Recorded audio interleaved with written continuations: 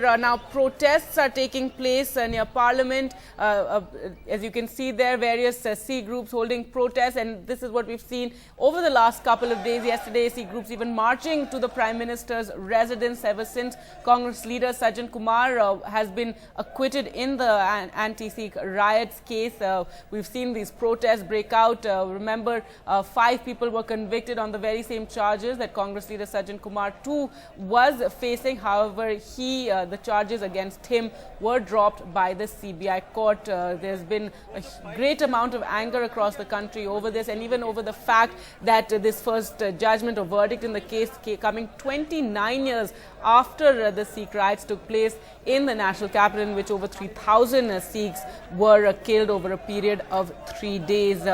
Earlier as well, we saw protests in parts of Delhi, Sikh groups marching to Congress President Sonia Gandhi's residence, yesterday to the Prime Minister's residence, and today at Parliament. Rahul Srivastav joining us on the phone line for more. Rahul, we're seeing... all right, Rahul joining us there. Rahul, we're seeing these protests taking place and a huge amount of security, but protesters as well in huge numbers there at a VIP area. It's just in front of Parliament. Gagi, huge sense of discontent, what one can say today, right since morning. Right behind me on my right is Parliament, and there since as soon as the House resumed, very distinct 2 shouts coming.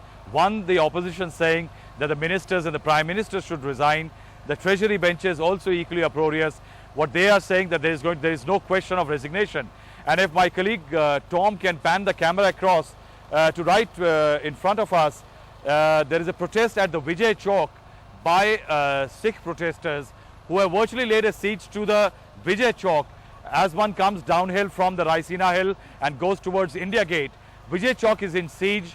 There are nearly 500 odd protesters, and they have taken the police here by surprise. Now remember, the Parliament session is on, and at this time the security in this area is at its peak, primarily because of the fact that if you look at the area further down the roads, that's the road which is used by the Prime Minister and most of all the other ministers to come down to Parliament.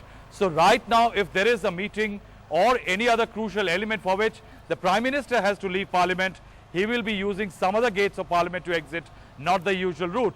And this is a precarious situation because we saw that just before Parliament was about to start functioning at 11 o'clock, several MPs who came to attend Parliament session, when they reached Vijay Chowk, they found that the area was blocked. And in fact, we have visuals of JDU leader, President Mr Sharad Yadav, who was forced by the protesters that his vehicle will not be allowed beyond the Vijay Chowk.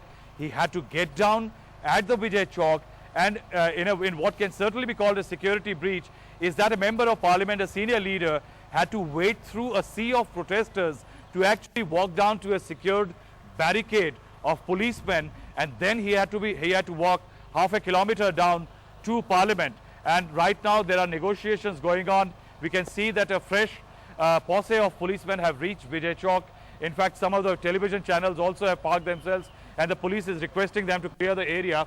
Right now, if the camera can also pan right, if Tom can pan right to the Vijay Chowk, to the Raisina Hill, even the Raisina Hill entry, which leads to the Prime Minister's office, the Foreign Ministry office, the Defence Ministry offices, the Home Ministry, the Finance Ministry, CBDT and the President House, the Raisina Hill entry has been closed, barricaded by the Delhi police.